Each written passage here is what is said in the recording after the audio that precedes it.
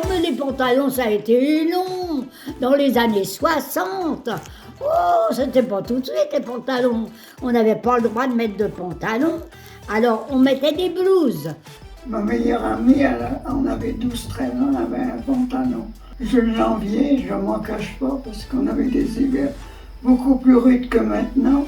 Mon mari, quand j'ai eu des enfants, j'en ai eu 3, ne voulait pas que je travaille. Une femme mariée, il fallait qu'elle demande toujours la permission de faire ceci, de faire cela à son mari. Quand je me suis mariée, j'avais un peu d'argent que mon père m'avait donné. Et pour le placer, j'avais besoin d'autorisation de mon mari. Le mari avait seul le droit de travailler, sa femme ne travaillait pas. Elle n'avait pas le droit de gérer son patrimoine. C'était le mari. J'avais pas de carnet de chèques ni rien du tout. Mon argent, c'était mes parents qui le touchaient. J'avais pas de compte en banque. Quand je me suis mariée, ça a été très compliqué parce que mon beau-père voulait un contrat. Comme j'étais fonctionnaire dans les PTT, j'avais le droit d'avoir un compte compte courant postal à mon nom. Maintenant, les femmes travaillent, donc elles ont appris à voir le monde en dehors de leur maison. Je travaillais, oui, ça oui, ah oui. Mes parents ne m'auraient pas laissé sans travailler. Le divorce relativement facile comme ça, c'était une avancée qu'il n'y avait pas auparavant. La femme a pris une place considérable, à la fois dans la vie active, dans la vie familiale, bien sûr, elle l'a toujours eu, mais bien sûr, la femme a une grande place. Alors là, ça a évolué d'une façon extraordinaire. On peut dire que les femmes ont gagné la parité avec les hommes. En termes de salaire, on y est presque. Elle est chez le coiffeur. Dès que j'ai eu passé mon bac, ce qui était un peu extraordinaire à l'époque, parce que les filles, il n'y en avait pas beaucoup, disons sur une classe d'une trentaine, il y en avait 4 ou 5 qui passaient leur bachot, comme on disait à l'époque, ou le bac. Donc j'étais une de ces 4 ou 5-là. Je l'ai réussi et je n'ai plus qu'une idée en tête, c'est de gagner ma vie, de gagner de l'argent par moi-même. Bon. La femme a surtout le droit d'étudier des sujets qui lui étaient absolument interdits. Les femmes prennent des responsabilités, elles ont souvent le pouvoir de gérer l'argent de la maison. Au moins le droit d'avoir un enfant sans être marié. Droit à l'avortement, évidemment, parce que c'est très très important pour une femme.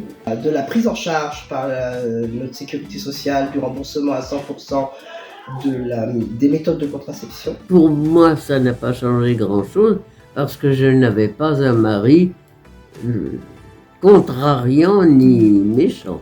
Les lois sur la femme ne m'ont pas tellement apporté, parce que j'avais un mari qui était très gentil. Si, quand même, autour de moi, j'ai vu l'évolution. Déjà, il y a le droit à l'IVG, l'interruption volontaire de grossesse, c'est important. C'est une loi de Simone Veil, et je me souviens très bien, ça je l'ai vu à la télévision, le jour qu'elle a présenté sa loi à l'Assemblée nationale. Elle en a pleuré tellement qu'on lui faisait des méchancetés de la part de son parti. Pour moi, c'est déjà avoir obtenu le droit de vote. Ensuite, j'ai pu obtenir la garde exclusive de mes 6 enfants. On a les mêmes droits que les hommes et on fait le même métier que les hommes. Je trouve que la vie des femmes a extrêmement évolué dans une vingtaine d'années. Les hommes, ils y mettent la patte aussi. Je pense que c'est beaucoup la libération de la parole. On a un peu le droit de dire ce qu'on veut, faire ce qu'on veut.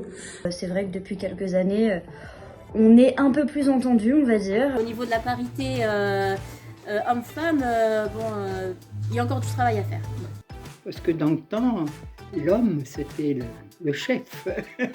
Il y a beaucoup de lois qui sont sorties pour les femmes et c'est très bien. Si je devais en retenir 2 parmi toutes celles qui existent, c'est la parité homme-femme et la violence faite contre les femmes. Des associations d'aide aux femmes battues. Et il y a même un numéro de téléphone aussi pour ces femmes-là, pour les violences conjugales, qui est le 3919. Donc du coup, c'est votre maman, votre modèle. Ah. C'est votre maman, votre très modèle. Moi, mon modèle de femme, je dirais que ça serait ma tati. Avant, on avait Simone Veil, Gisèle Halimi, ça s'appelle l'autre. Des femmes, il y avait des figures de femmes. En politique, je pense tout de suite à Simone Veil pour le combat qu'elle a mené pour permettre de la légalisation de l'interruption volontaire de grossesse. Après, je pense aussi humainement parlant à sœur Emmanuelle pour tout ce qu'elle a pu faire pour les déshérités en Égypte. Et puis ma préférée, c'est Rosa Parks, une afro-américaine qui s'est battue pour faire respecter ses droits en tant que femme et que d'origine africaine, en refusant de laisser sa place à un homme blanc dans un bus. Et il y a eu une que j'ai toujours admiré beaucoup, c'est Marie Curie. Il y a eu la première ministre Edith Cresson, qui a été quand même déjà quelque chose qui a bien fait évoluer les choses. La femme que j'admire le plus, c'est ma grand-mère, qui a été veuve très tôt, vivant à la campagne, n'ayant aucune ressource, parce qu'à l'époque, il n'y avait pas d'allocation, pas de veuvage. Elle a dû travailler presque en autarcie pour survivre. Mon arrière-grand-mère, qui m'a élevée, qui a connu la guerre, qui a connu l'après-guerre, directrice d'usine et qui avait un mental d'acier. Est-ce que c'est ça qui donne vraiment des droits en plus aux femmes? On a toujours été dans la condition. Il y avait la fête des mères, la fête des pères, maintenant les femmes en général. C'est toujours sympathique de rendre hommage aux femmes. Je pense que les femmes ont droit à la parole tout pareil que les hommes. Je dirais qu'il y a eu beaucoup de choses qui ont été faites, mais il reste encore beaucoup à faire.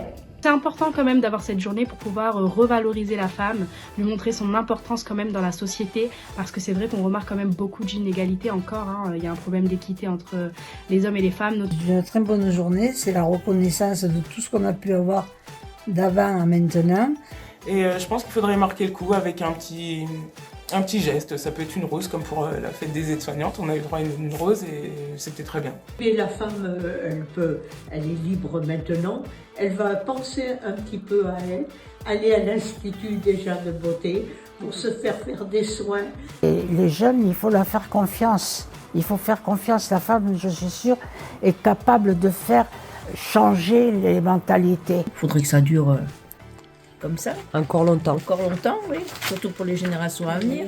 Alors pour moi, la journée de la femme ne devrait pas exister, car ça devrait être tous les jours la journée de la femme. Les journées nous sont dédiées de toute façon. Mais le 8 mars, oui, ça permet aussi de revendiquer des choses. Il faut montrer notre pouvoir. Vive la femme, hein. La femme est là et sera toujours là. Voilà.